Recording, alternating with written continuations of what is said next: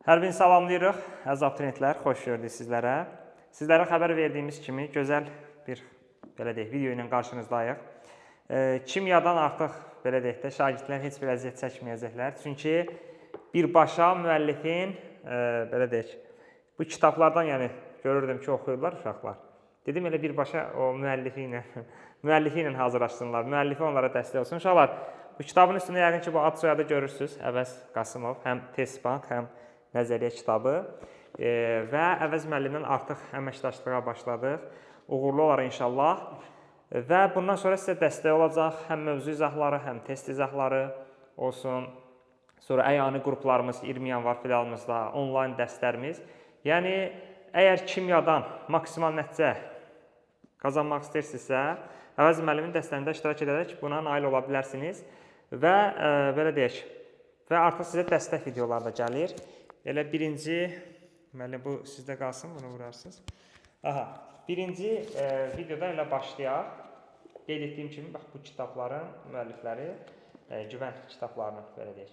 Müəllim sizə uğurlar, inşallah əməkdaşlığımız da gözəl olar. İnşallah. Və bundan sonra belə deyək də şagirdlərin öyrənməsi üçün həm də video dərslər vasitəsilə onlara dəstək olarsınız inşallah.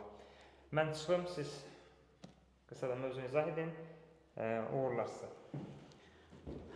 Bütün abituriyentlərə uğurlar diləyirəm. Təbii ki, hazırlaşmağın ən gözəl yolu və yaxud da ilk addımı gözəl bir vəsait seçməkdir. Kitab dilsiz müəllimdir.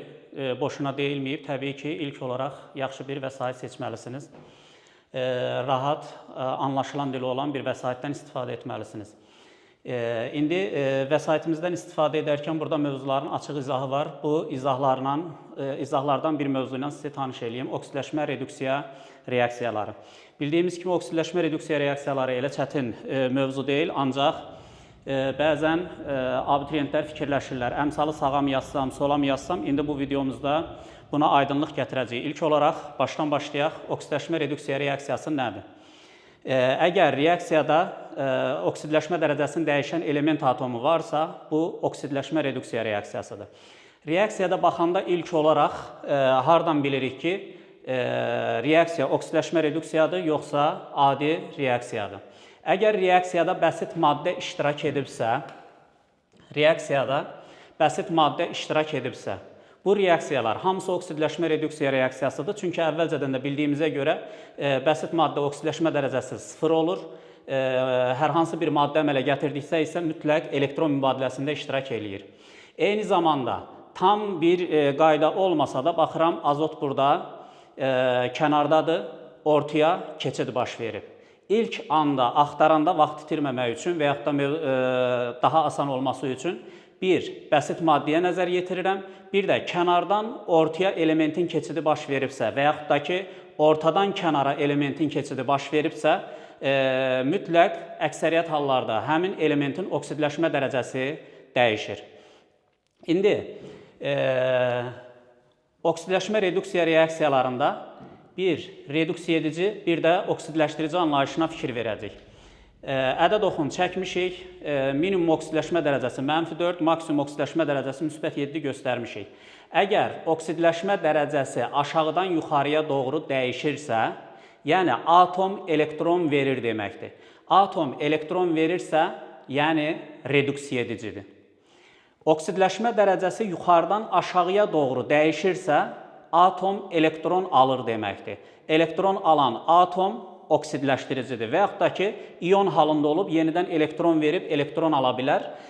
İyon da elektron verirsə reduksiya edici, elektron alırsa oksidləşdiricidir deməkdir.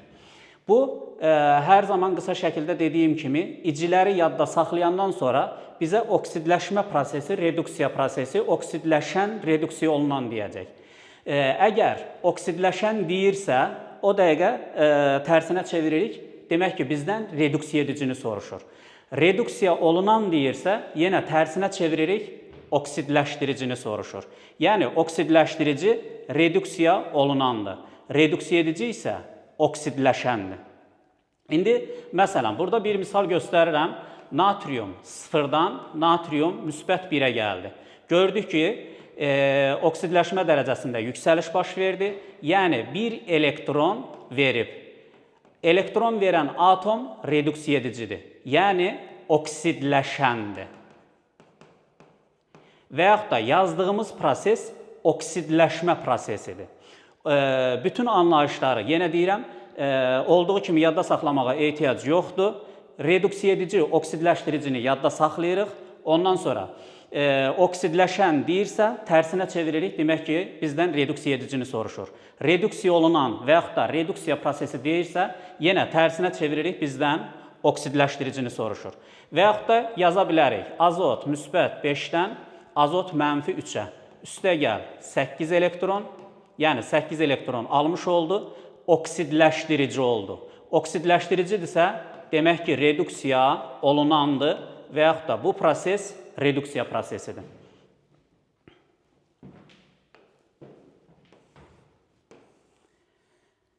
Kitabın yazılışında abituriyentlər üçün çox rahatçılıq var. Yuxarıdan prosesi başa saldıq. İndi isə verilən misala əsasən deyilənlərin hər birini özünüz tətbiq eləyəcəksiniz. Eyni zamanda misallar davam eləyir. Həmin misalların üzərində işləməklə yuxarıda öyrəndiyinizi təkmilləşdirəcəksiniz. İndi bizdən hər zaman soruşulan bir şey var. Hansı birləşmədə element atomu oksidləşdirici ola bilər, hansı birləşmədə element atomu reduksiya edici ola bilər və yaxud da həm oksidləşdirici, həm reduksiya edici ola bilər. İndi kükürd atomu üçün göstərmişəm, fərqli misallar da verə bilərik. Kükürdün minimum oksidləşmə dərəcəsi mənfi 2-dir, maksimum oksidləşmə dərəcəsi müsbət 6-dır. Demək ki, kükürd artıq müsbət 6 oksidləşmə dərəcəsi göstərən halda verə biləcəyi bütün elektronları verib. Bundan sonra birləşmə əmələ gətirmək üçün yalnız verdiyi elektronları geri ala bilər ki, o da müsbət 6-dan mənfi 2-yə doğru gələ bilər, yəni oksidləşdirici ola bilər. Hər hansı bir element maksimum oksidləşmə dərəcəsi göstərdiyi halda yalnız oksidləşdirici olur. Minimum oksidləşmə dərəcəsi göstərdiyi halda yalnız reduksiya edici olur. Orta oksidləşmə dərəcəsi göstərdiyi hallarda isə həm reduksiya edici, həm oksidləşdirici ola bilər. Məsələn, kükürt sıfırı götürsək, natrium ilə reaksiyaya girirsə, bu zaman natrium 2S mənfi 2-yə gəldi ki, oksidləşdirici oldu. Kükürt oksigenlə reaksiyaya girərsə, SO2 sıfırdan müsbət 4-ə gəldi, reduksiya edici oldu, yəni oksidləşdi. Aşağıdakı cədvəldə elementlərin minimum, maksimum oksidləşmə dərəcələri göstərilib. Əvvəlki bölmələrdən də keçdiyimiz kimi, bunun hamısı əzbər deyil, əzbər şəkildə yadda saxlamırıq. Təbii ki, qeyri-metalların minimum oksidləşmə dərəcəsi qrup çıxılsın 8.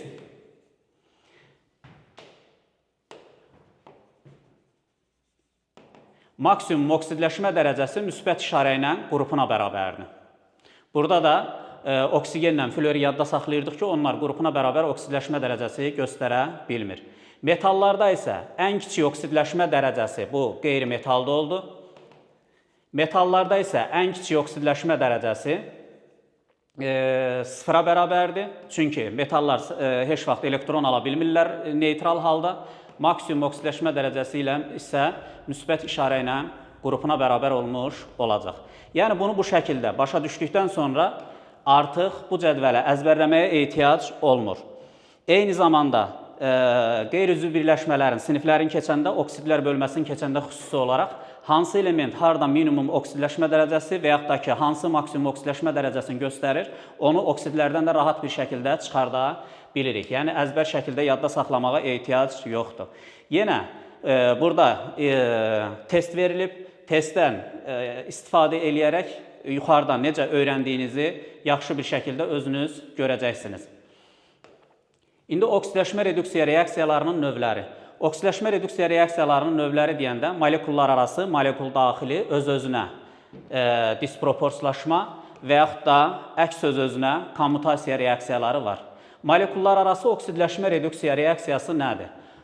Açıq bir şəkildə, əgər oksidləşdirici və reduksiya edici element fərqli molekullarda müxtəlif kimyəvi element atomlarıdırsa, bu molekullar arası oksidləşmə reduksiya reaksiyasıdır.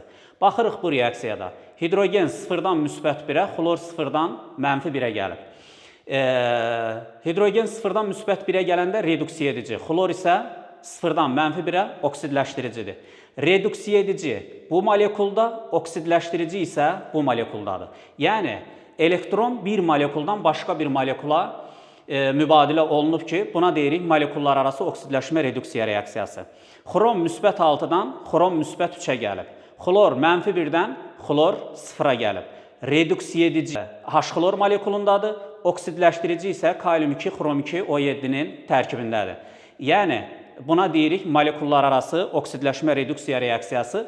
Bir dənə bunu dərk etməklə ki, oksidləşdirici və reduksiya edici fərqli molekullarda müxtəlif kimyəvi element atomlarıdır. Artıq molekullar arası oksidləşmə reduksiya reaksiyası nədir? Onu dərk eləmiş oluruq. Molekul daxili oksidləşmə reduksiya reaksiyası isə eyni molekulun daxilində müxtəlif kimyəvi element atomları reduksiya edici və oksidləşdirici olursa, bu molekul daxili oksidləşmə reduksiya reaksiyasıdır. Kalium xloratda xlor müsbət 5-dən mənfi 1-ə gəlib, oksigen mənfi 2-dən 0-a.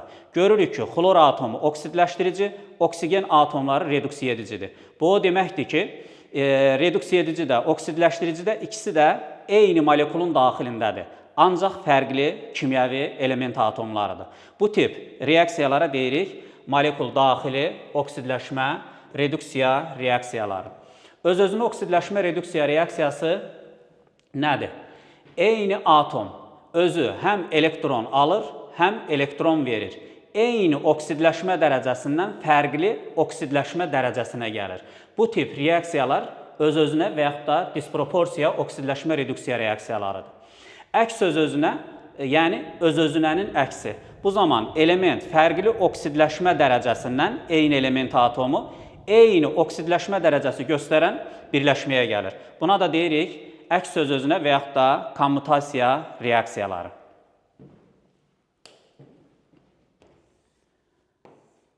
Yenə burada reaksiyalar verilib. Artıq bu reaksiyaları işləməklə yuxarıda bölməni necə mənimsəmisiniz, onu yoxlaya bilirsiniz. Oksidləşmə reduksiya reaksiyalarının əmsallaşdırılması. İndi əmsallaşdırmada hər zaman əmsalları sağdan mı yazaq, yoxsa soldan mı yazaq, fikir çaşqınlığı yaranır. Ümumiyyətlə, molekul arası və molekul daxilində molekul arası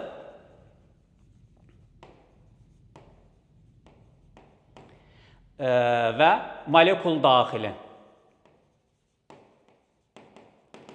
oksidləşmə reduksiya reaksiyalarında oksidləşmə dərəcəsi dəyişən element atomu hansı tərəfdə daha çoxdursa, əmsallaşdırmanı oradan başlamaq daha rahatdır. Öz-özünə və əks öz-özünədə isə hər zaman səpələnən tərəfdən, dağınıq olan tərəfdən başlamaq. Yəni, disproporsiya reaksiyalarında, öz-özünə oksidləşmə reduksiya reaksiyalarında sağdan, əks öz-özünə oksidləşmə reduksiya reaksiyalarında isə əmsalları soldan yazmaq daha rahatdır. İndi reaksiyamız qalır. Gəlin bu reaksiyanı birlikdə əmsallaşdıraq. Baxırıq ki, bayaq qaydanı dedik. Baxan kimi hansı element oksidləşmə dərəcəsini dəyişir? Təbii ki, bəsit maddədəki element atomları oksidləşmə dərəcəsini dəyişəcək. Sink 0-dan sink müsbət 2-yə gəlib. Azot burada maddənin ortasındadır. Burada isə kənara çıxıb. Bu o deməkdir ki, azot da oksidləşmə dərəcəsini dəyişir. Azot müsbət 5-dən azot 0-a gəlib. Sink 0-dan sink müsbət 2-yə gələndə oksidləşmə dərəcəsi artdığına görə demək ki, elektron verib. Bundan 2 elektron çıxıb. Azot müsbət 5-dən azot 0-a gələndə oksidləşmə dərəcəsi azalıb, demək ki, elektron alıb. Yəni, oksidləşdirici olub. İndi baxırıq, sinkdə indeks yoxdur, ancaq azot atomunun indeksi var. Ona görə reduksiya tənliyin azot atomunun indeksinə vururuq. 2 vurulsun 5, burada da 2. Verilən və alınan elektronları qarşıya çıxardırıq. 2, 10. İxtisar gedirsə, ixtisar eləyirik. 1, 5. Və elektronların yerini çarpaz şəkildə dəyişirik. 5 sinkin qarşısına yazılacaq, 1 isə azotun qarşısına yazılacaq. İndi gəlin ilk olaraq burada müəyyən eləyək ki, birinci, sinkin əmsalını yazaq, yoxsa azotun əmsalını yazaq. Baxıram ki, azot 3 yerdədir, ancaq sink 2 yerdədir. Ona görə ilk olaraq sinkdən başlayıram ki, işimiz daha rahat olsun. Sinkin qarşısına yazmalıyıq 5. 5'i burada sağa da yazsam, sola da yazsam heç bir fərqi yoxdur. Çünki ikisinə də 5 yazmış olacaq. İndi məntiqlə baxıram. Azotun qarşısına 1 yazmalıyam. Biri buradan mı yazmalıyam, yoxsa buradan mı yazmalıyam? Birincisi, oksidləşmə dərəcəsi dəyişən element atomu burada daha çoxdur. Ona görə indeksi buradan yazacağam. Ondan əlavə də baxıram. 5 dəfə 2, 10 dənə azot atomu burada var.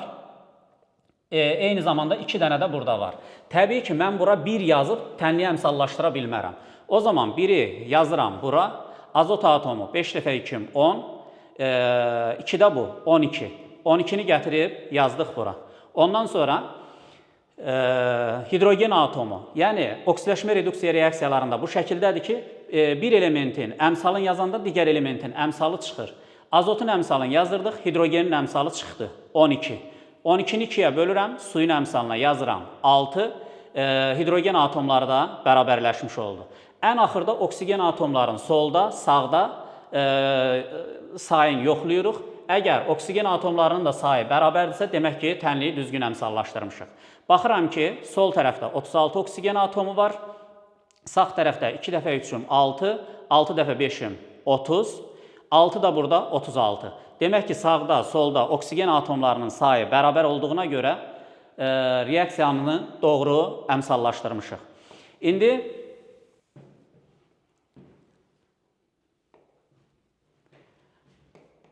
kalyum hidroksid üstəgəl xlor alınır. Kalyum xlorid üstəgəl kalyum xlorat üstəgəl su. Bu, təbii ki, oksidləşmə reduksiyanın disproporsiyalaşma növüdür, yəni öz-özünə oksidləşmə reduksiya reaksiyasıdır. Oksidləşmə dərəcəsi dəyişən element atomu hansıdır? Xlor 0-dan -1-ə gəlib, xlor 0-dan müsbət 5-ə. Xlor -1-ə gələndə 1 elektron alır.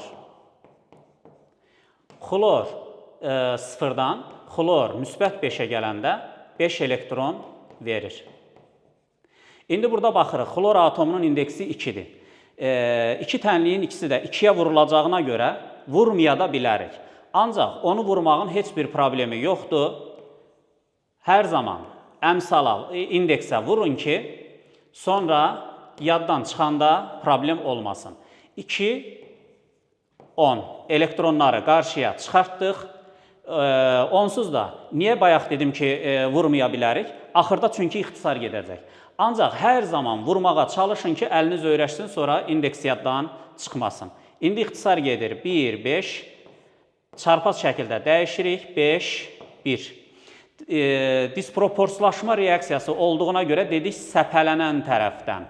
Yəni, sağ tərəfdən yazmalı olacaq əmsalları. Sağ tərəfdə xlor -1 var, xlor müsbət 5 var. Baxıram ki, xlor -1-in əmsalına 5 yazacam. Xlor müsbət 5-in əmsalına isə 1 yazacam. Xlor -1-ə 5-i yazırıq.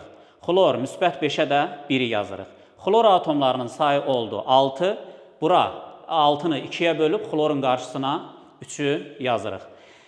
Xlorun əmsallarını yazarkən kalyumların əmsalları çıxdı. 6 dənə kalyum atomu var.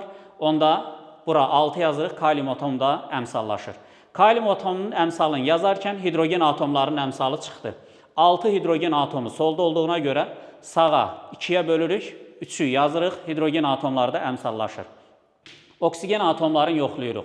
6 soldadır, 3, 3. 6 da sağda olduğuna görə demək oksigen atomlarının da sayı bərabərdir və tənliyi doğru əmsallaşdırmışıq. İndi burada baxaq, xlor 0-dan -1-ə gələndə oksidləşdiricidir, yoxsa reduksiya edicidir? Təbii ki, elektron aldığına görə oksidləşdiricidir. Bəs oksidləşmə prosesidir, yoxsa reduksiya prosesi? Oksidləşdiricidirsə tərsin götürürəm, yəni reduksiya prosesidir və yaxud da xlor 0 atomu reduksiya olunur. Burada isə xlor 0-dan müsbət 5-ə gələndə reduksiya edicidir, yəni bu proses oksidləşmə prosesidir. Bu halda xlor 0 atomu isə nə edir? Oksidləşmiş olur. İndi burada bəzən yanlış edərək oksidləşdiricini, reduksiya edicini oxdan sonra da axtara bilirik. Yəni tənliyin sağ tərəfində də axtara bilirik. Lakin bir şeyi yaddan çıxarmayın ki, hər zaman oksidləşdiricidə, reduksiya edicidə və yaxud da oksidləşən, reduksiya olunan deyərsə, tənliyin sol tərəfində axtarılır. Yəni reaksiyaya girən maddələrin içərisində. Sağ tərəfdə isə oksidləşmə və yaxud da reduksiya məhsulu axtarıla bilər. İndi bizdən soruşsa ki, bu maddədə oksidləşmə məhsulu hansıdır və yaxud da reduksiya məhsulu hansıdır? Oksidləşmə məhsulu deyəndə bizdən reduksiya edicinin məhsulunu soruşur. Reduksiya edici olanda da xlor buradan kalium xlorata gəldiyinə görə demək ki, oksidləşmə məhsulu kalium xloratdır.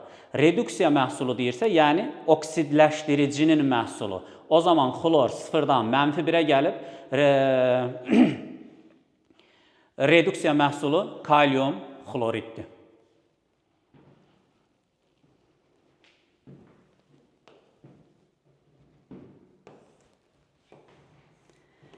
Yenə burada fərqli reaksiyalar verilib, balans qrup oksidləşmə reduksiya vasitəsilə əmsallaşdırmaq üçün.